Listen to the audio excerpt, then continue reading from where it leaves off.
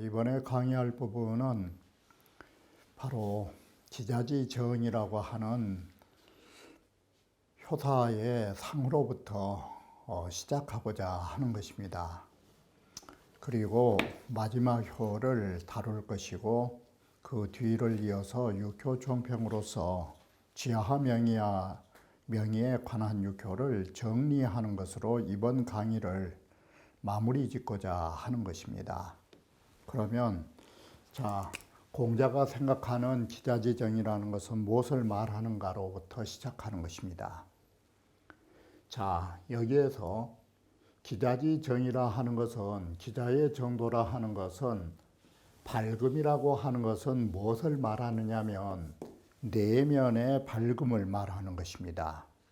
바로 앞서서 말씀드린 것처럼 이 회계명이라고 하는 거, 그 밝음을 묻어둔다라고 하는 거, 이 감추는 부분은 양광이로라고 앞서 말씀드린 것처럼 거짓 미치광이로 노릇을 하면서 종이 된 것은 자기의 그 밝음을 숨기기 위한 수단인 것입니다.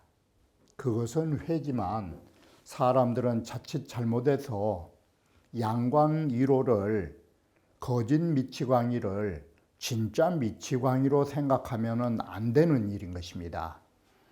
바로 그러한 점을 바로잡아주기 위하여 공자께서는 바로 그가 가지고 있는 홍범 구주를 만들어낼 수 있는 그의 밝음은, 거짓 미치광이 속에서도 그 밝음은 바로 사라지지 않았음을 말해주는 것입니다. 여기에서 삼인에 대하여 다시 말하면, 어떤 사람이 묻기를 송지삼인은 기행이 부동이로되, 바로 기자, 미자, 비간 이 세 사람은 공자가 말씀하셨듯이 세 사람의 어진자라고 하는 것입니다. 그들의 행위는 모두 똑같지 않았던 것입니다. 한 사람은 종이 되고, 한 사람은 가나다 죽고, 한 사람은 제기를 안고 떠나가고, 이처럼 그 행위가 같지 않았지만 동어지성 칙달지의라, 바로 나라를 생각하는 지극한 진실한 마음과 바로 상나라를 염려하는 그 마음의 뜻만큼은 동일하였다라고 말한 것입니다. 바로 이 지성측달이라고 하는 것이 삼인의 마음을 대변해 주는 것입니다. 행위는 다르지만 그들의 마음은 지성측달이라고 하는 바로 이 이는 똑같았다라고 말한 것입니다. 그런데 미자지거는 욕전종사요, 미자가 제기를 안고 떠나가는 것은 종묘의 제사를 보존하기 위함이었고, 비간지사는 욕주의 행위니, 비간의 죽음이라 하는 것은 주의 악행을 고치기 위하여 간언을 드린 것입니다. 그런 걸로 본다면 상나라를 위하는 지극한 마음과 그 가엾은 마음을 우리는 미자나 비간에게서는 쉽사리 볼 수 있다라는 것입니다.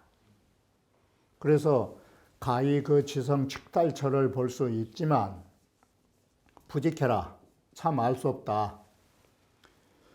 기자의 지성측달은 정말 기자가 그 양광이로 했던 지극한 마음과 어진 가엾이 여기는 그 사랑의 마음은 하이견고, 무엇으로서 우리가 그 기자를 삼인의 대등한 지성측달이라고 말할 수 있을까? 그러자 주자께서 말씀하시기를 기자비가는 도시일량심이라, 물론 여기에 미자도 말 안 했지만 기자나 미자나 그리고 비관은 모두가 하나의 마음이었다. 그 하나의 마음이 다른 것이 아니라 지성칙달, 이와 같이 똑같은 지성칙달의 마음이었다. 기자는 우연 불충착주지로 하여 기자는 어떻게 우연한 계기에 주의 노여움을 바로 맞부딪히지 않았다가 충착, 주의 노여움과 충돌하지 않았다 이 소리예요. 요즘 말로 하면. 그랬기 때문에 자불살타요, 바로 스스로 그 기자를 죽이지 않은 것이다. 만약에 주의 노여움을 샀다면 기자 역시도 비관처럼 죽음을 면하지 못했을 것이다 라고 말하는 것이에요. 그러나 타견, 저 타자는 기자니까 기자라고 하신 분은 견 비관 임지사하고 비관이 이렇게 가나다 죽어가는 모습을 보고서 약갱사관이면 만약에 다시 비관처럼 죽음으로써 간언을 올렸다면 어떻게 될까? 무의거 국이요, 상나라에 아무런 도움이 되지 않은 상황에 이르렀다라는 것이에요. 간한다라고 해서 바로 이 주라고 하는 폭군이 변할 턱이 없고 도사 인군으로 유살 간신지명이라 한갓 임금으로 하여금 이 주라는 사람으로 하여금 뭔만 안겨주느냐, 무엇을 안겨서 만들어줄까?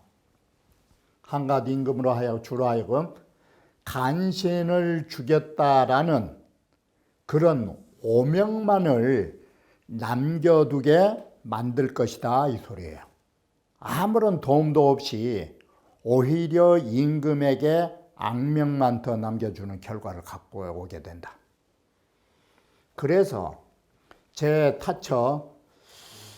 제타처차의 최란이라 그 기자가 이런 처지에 있어서는 가장 어려운 부분에 살고 있었던 것이다.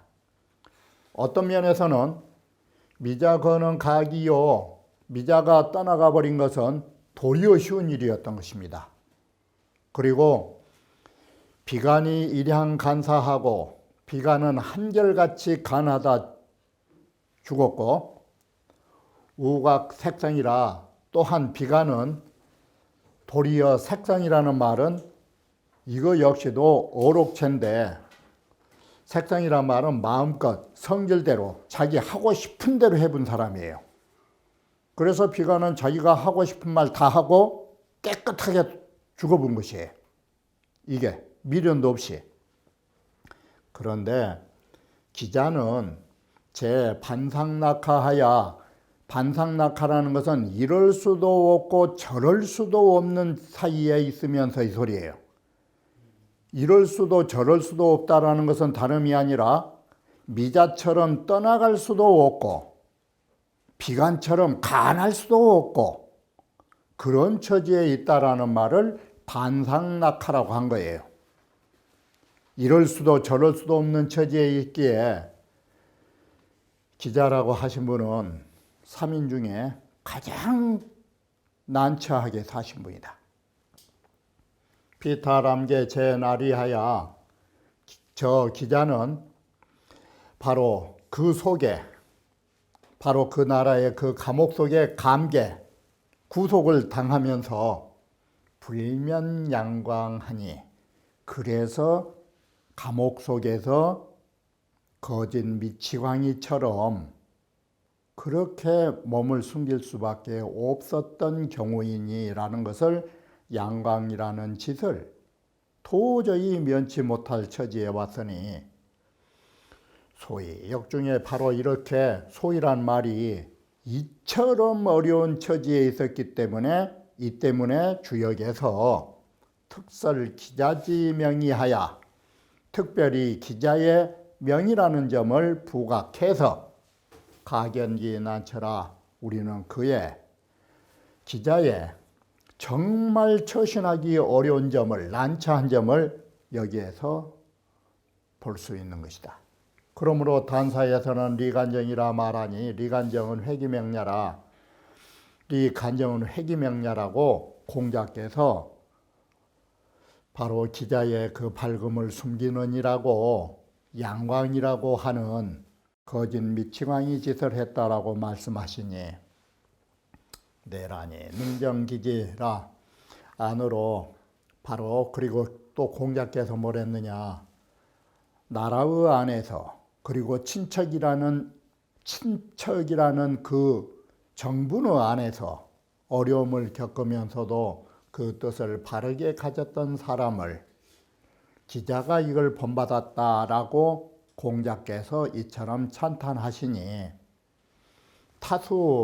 타외 수광이나 여기에 보시면 기자는 바깥으로 보면 비록 미치광이처럼 이 모든 것을 숨기고 살으셨지만 심적 정야라 마음만큼은 조금도 흔들리지 없는 안정된 삶 속에서 밝음을 잃지 않았다라고 거듭 말하고 있는 부분입니다. 바로 지금에 했던 이 부분은 논어의 미자재 18의 3인에 관한 출처에도 도움이 되는 것이기 때문에 이 부분을 논어와 연결지어 보완하여 보아야 할 부분이라고 생각하는 것입니다. 자, 제하명이께에 상육이라 하는 것은 불명하야 회니라고 해서, 자, 이허중 위에 어둠이 덮고 있는 가장 위에 상육이라고 하는 것은 암주라고 하고 있는 것입니다. 모든 것을 어둡게 만드는 바로 주체가 되는 것입니다. 그래서 상육은 불명하야 회니 받지 못해서 어둠을 가져오고 있는 것이니, 자, 초등우 전하고 처음에는 태양이 하늘을 올라서 밝게 비쳤다가 이제는 상육이라 하는 것은 뭐냐, 그 뒤에는 완전히 저 지평선 아래로 태양이 스물스물 들어가 버린 상이 되는 것입니다. 이렇게 해서 어둠이 깔렸다라고 봐지는 것입니다. 그래서 마치 이걸 어떻게 봤냐면, 이 글을 태양이라고 하는 것이 서서히 있다가 땅속으로 이제는 들어가서 더 이상 보이지 않는다라는 상상을 한 것입니다. 이음으로 그 곤지거간이 음이라는 효로서 곤개의 마지막 자리에 있다라는 것은 땅 끝에 있다라고 보시면 되는 것입니다. 그러니 불명지덕하야 이지어 해라, 그 덕이 박지 못해가지고 이제는 어둠에 이르게 됐다라고 말하는 것이다. 그러면 제일 처음부터 어둠의 세상을 가지고 살았느냐, 우리가 이것은 쉽게 표현하면 어떤 흉폭한 사람이 그렇게 못된 짓을 하는 것이 처음부터 태어났을 때부터 그렇게 못된 짓을 했을까? 그 역시도 어렸을 때는 선량한 날이 있었을 것입니다. 그러나 떨어지는 태양처럼 인간의 양심과 인간으로서의 모든 좋은 점들을 모두 버리고 나서 뒤에 서서히 더 나빠지기 시작했을 것입니다. 이런 것과 같은 것입니다. 그래서 예를 들면 시적처 고이하야 처음에는 높은 자리에 있으면서 이상인지명하고 남들의 밝음을 손상시키는, 여기는 다시 말하면 뭔 말이냐면 이 오인의 관계인 것입니다. 남들을 그르치게 만들고 종필지어 자상이 주골명이라 끝내는 스스로 자기 자신을 손상한 데 이르러 그 명을, 우리가 받아온 명을 그야말로 추락, 잃기에 만들기에 이른 것입니다. 이처럼 우리는 앞서 말씀드린 것처럼 자신을 그르치고 남들을 그르치는 이러한 모든 사람들의 해가 끼친 존재가 된 것입니다. 자, 이렇게 해서 그 상이 이와 같다.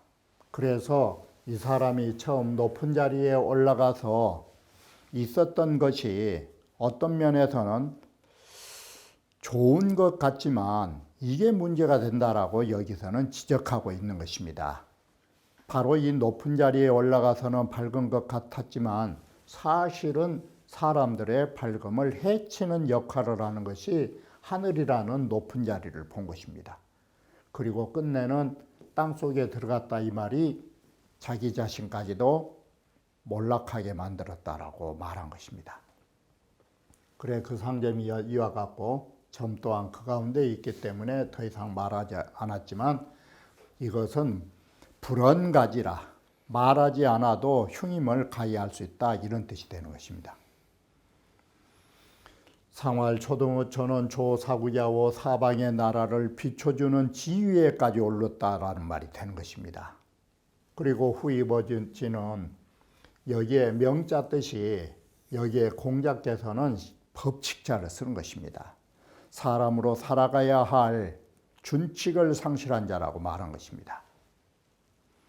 조사국이라 하는 것은 지휘로서 말하는 것이다. 정말 그랬던 건 아니고, 왕시상경이 말하기를 전오효에 언명인은 아프오효라 하는 것은 초효로부터 6오까지의 오효에서 말한 명인은 유유명가이하라 오히려 그 밝음을 상할 수 있는 것입니다.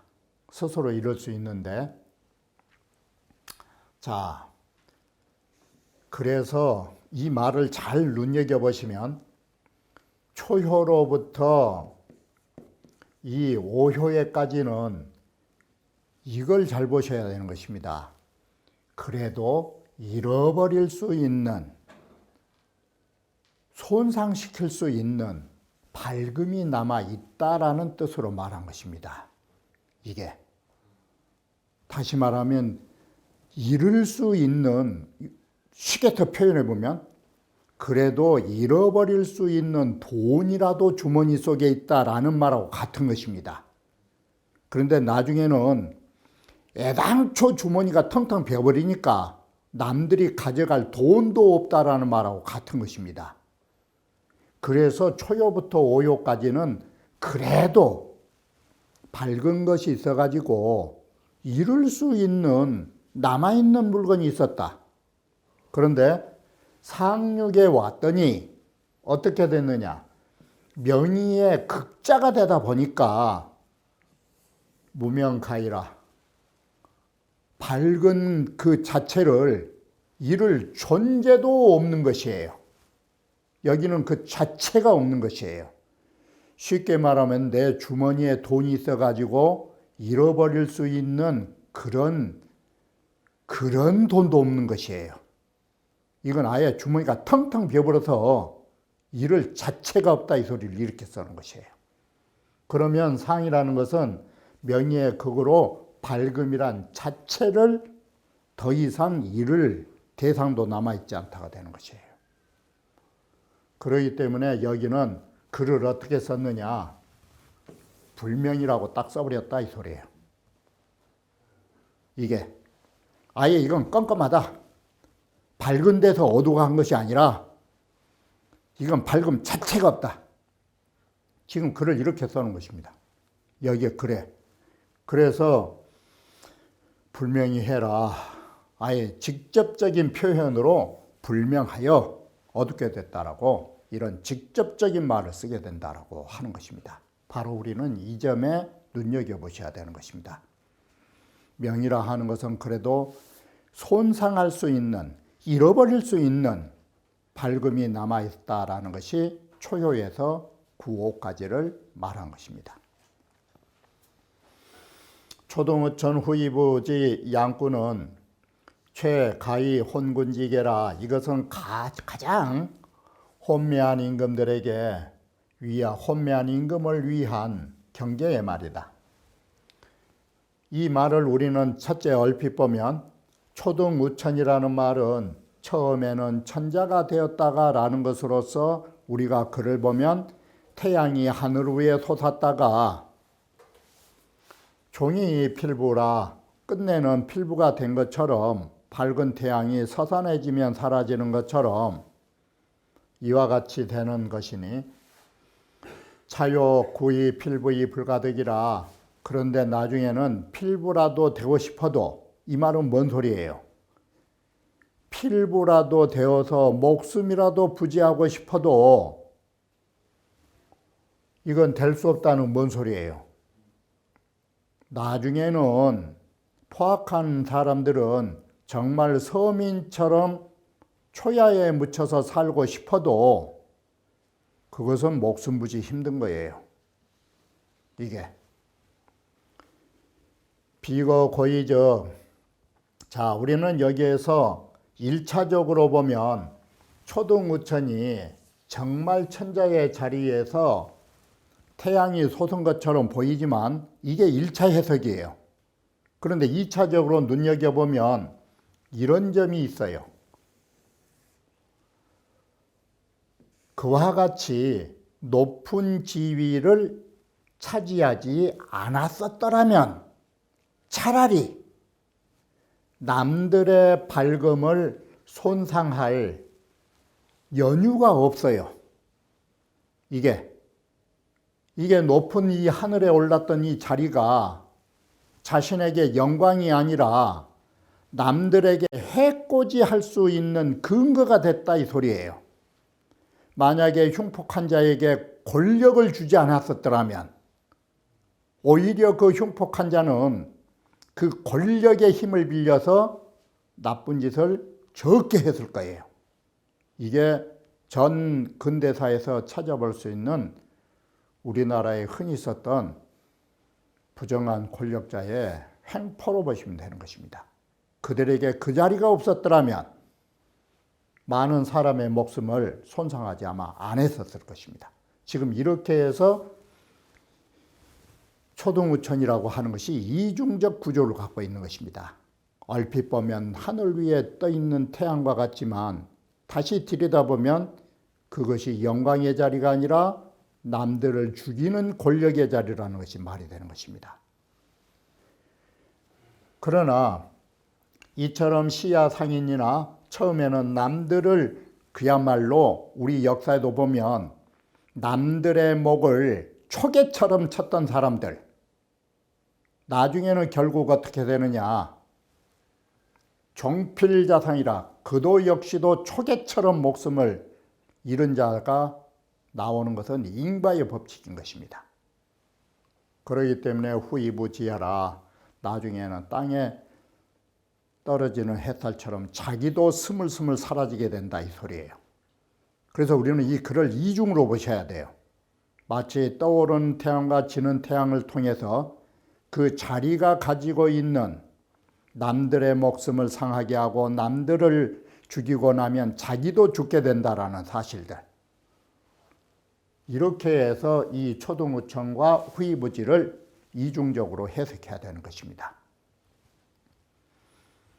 유명은 불우상이라 천명이라는 것은 떳떳하지 않는다라고 바로 대학 전 10장에서 말했듯이 오직 선한 사람에게 함께한다 하는 것이니 가불감지야 이것을 우리가 거울 삼지 않을 수 있겠느냐라는 정말 주역이기에 앞서서 사람이 높은 자리에 있을 때 혼매한 사람이라는 것이 어떤 결과로 운명이 끝나게 된가를 보여주는 부분이라고 우리는 눈여겨보셔야 할 것입니다.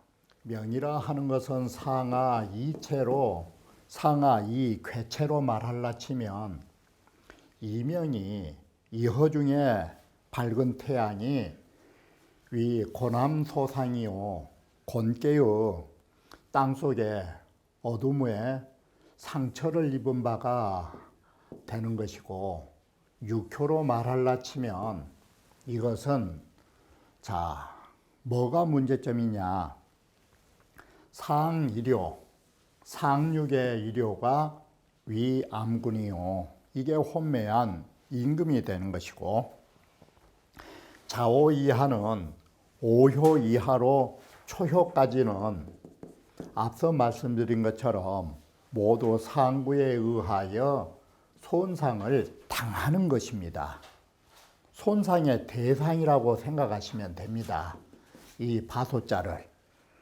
이렇게 해서 암군에 의하여 손상이 되는 대상물에 해당되는 것입니다.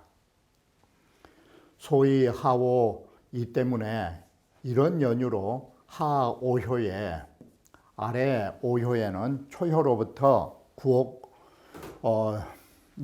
6호까지는 개활 명이라고 해서 여기에 글자가 밝음을 상한다라고 했으니까 앞에서 말한 것처럼 앞으로 손상을 당할 밝음이 남아 있다 이 소리예요. 이게. 그래서 이것은 상처를 받을 수 있는 자예요. 그런데 상일요에서는 불명하여 회라하여 독 불한명이 하니 여기서만 유독 명이란 문자를 쓰질 않아요. 이것은 자상인지 명자야라. 이것은 남들의 밝음을 손상시키는 주역으로서 이런 밝음을 자기가 잃은 것이 아니다. 이렇게 또 여기서는 해석을 했어요. 그래서 명이라고 하는 것은 상처를 입은 거라면 불명이 회니라고 해서 명의를 말하지 않은 것은 남들을 손상시킨 자다라는 데 부각을 두고 있어요. 금이 상주지사로 개론이면 오늘날 상나라와 주나라의 그 일로 말할라 치면, 자, 여기에 주나라라고 여기에서 말한 것은 무엇 때문이냐? 무왕 벌주를 말하려고 그러는 것이에요. 상나라의 일로 보면 상일요는 그가바니 상륙이라고 하는 일요는 지극히 혼매하니 이것은 위주지 혼기요. 주에 혼매하고 버림받는 그런 행위가 되는 것이고, 오는 근해하니 바로 육오라고 하는 것은 상육하고 가까이 있으니 이것은 기자가 갇혀가지고 종노릇하고 있는 격이고, 사요라 하는 것은 바로 상육과 같은 권괴이기 때문에 피암 치명하니 어둠을 피해서 밝은 데로 나아가는 격이니 이건 위 미자지 돈거요. 미자가 바로 은나라를 떠나가는 격이 되고, 삼은 상과 상육과 상응의 관계를 갖고 있기 때문에 이명 극신이 이것은 서로가 극복해서 대립한 시대로 볼 수 있다 이 소리예요. 그러면 대립은 누가 하느냐? 바로 무왕이라고 하는 사람이 주를 정벌하는 괴가 나올 수 있어요. 그리고 이는 대신의 지위에 있으니 장명의 암이니 그것은 밝음을 감옥이라는 어둠 속에서 숨기고 주역을 만들고 있는 격이 되니 이것은 위문왕지유리라. 문왕지유리요. 문왕이 유리옥에 갇히셔가지고 바로 주역 만들고 있는 형상이 되고, 초요라 하는 것은 상륙과의 어둠과의 거리가 가장 그래도 조금 멀어요. 그래서 견상직핀이 상처를 볼 견자는 상처를 당하자마자 곧바로 피신한 사람이니 이것은 백의와 태공이 거해변지 사혼저 저 해변가에 거처하는 일로 볼 수 있다. 자, 이렇게 보면 상나라와 주나라의 지흠에 주를 중심으로 하여 나머지 5효를 해당 역사적 인물에 견주어 보면 이러한 의미로 살펴볼 수 있음을 말해주는 것입니다. 바로 이것이 명의의 유교의 의의를 이와 같이 상나라와 주나라의 6인물을 중심으로 해서 살펴보면 바로 혼란한 시대의 폭군의 아래에서 여기에 대처하는 그 아래의 사람들의 5부류를 볼 수 있다라고 말하는 것입니다. 우리는 이렇게 보면 다시 거꾸로 정리하면 어떤 것이 나오느냐. 상륙의 폭군인 최고의 폭군인 걸주가 있으면 그 아래에서는 가장 먼저 피신하는 사람이 나온다라는 것입니다. 그게 강태공과 백의와 같은 분이고 그 다음인 6.2의 대신은 문왕과 같으신 분이 바로 유리옥에 갇혀 계시는 분이 된다라고 보는 것입니다. 그리고 9.3은 서로 정벌해서 이길 수 있는 무왕이 되고 그 다음은 떠나가는 미자가 되고 그 위에는 가까이 있는 기자가 되고 그 위에 폭군의 장본인인 주왕이 존재한다라는 의미로서 바로 이 암흑의 세계에 살고 있는 수많은 성현들의 대처 모습을 바로 명의의 육교에서 6부류로 나누어 보고 있음을 눈여겨보시면 세상 보는 눈이 또는 난세를 살아갈 수 있는 도리가 바로 여기에 있다라고 말할 수 있을 것입니다. Thank you.